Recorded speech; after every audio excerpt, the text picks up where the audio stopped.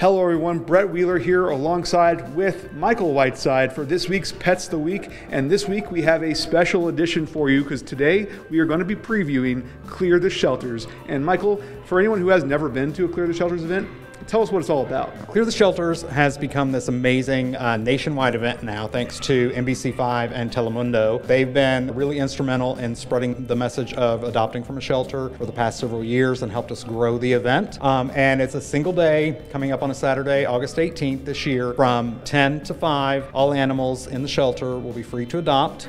And that's going to happen in about 66 or 67 shelters in the area, as well as shelters nationwide. So obviously the name is Clear the Shelters, so the goal is to clear the shelters. How did you guys done in previous years? Well, last year locally there were about 65 shelters participating, and we had over 7,200 adoptions the day of Clear the Shelters.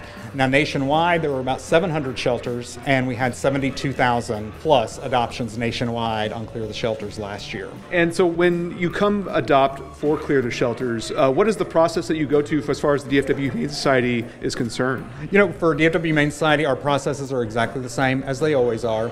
We do the same application. You know, a lot of people imagine Clear the Shelters being this event where we open the doors and as people walk in, we hand them a pet and they get to leave and go home with that pet. And that's not the same way. All the shelters follow their same adoption procedures.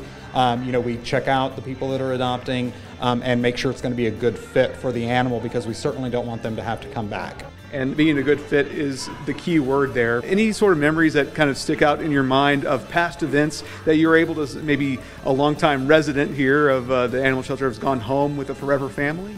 Yeah, one of my favorites, we actually have a photo of her displayed in our hallway, is Leona. She had been with us for a couple of years. From everything we had seen, we thought that she didn't like children, and she was definitely going to be hard to place with somebody that had a family. But a gentleman came in with his family. He had a toddler and his wife was pregnant. They met Leona, fell in love, and they adopted her that day. And a couple weeks later, he sent us a photo back of Leona in a dress, and he has brought her back a couple of times to see us, and she's lost weight because she's really active. She loves the kids. And so that's one of my favorite stories. How does that make you feel when you see something like that happen? You work with these animals all the time.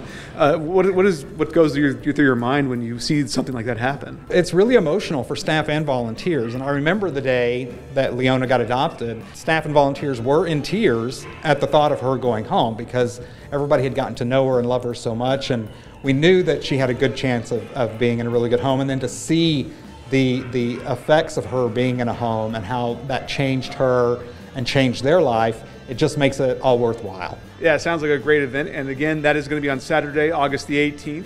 And so if you're interested in a forever pet, come on out here to the Animal Care Campus. Back to you, Thomas. All right, Brett, thanks for the preview of that. And it's always a good time to adopt an animal. So the Animal Care Campus is located at 4140 Valley View Lane. It is open Tuesday through Friday from 11 a.m. until 6 p.m. Then on Saturday, the hours are 10 a.m. until 5 p.m. Also, check out the websites you see on the screen for more adoptable animals.